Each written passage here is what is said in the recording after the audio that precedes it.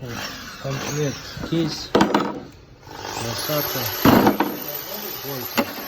На больших оборотах все нормально. Сама дрель, смотрите, да, провод целый, не перемотан, у нее не работает реверс и нужно менять щетки.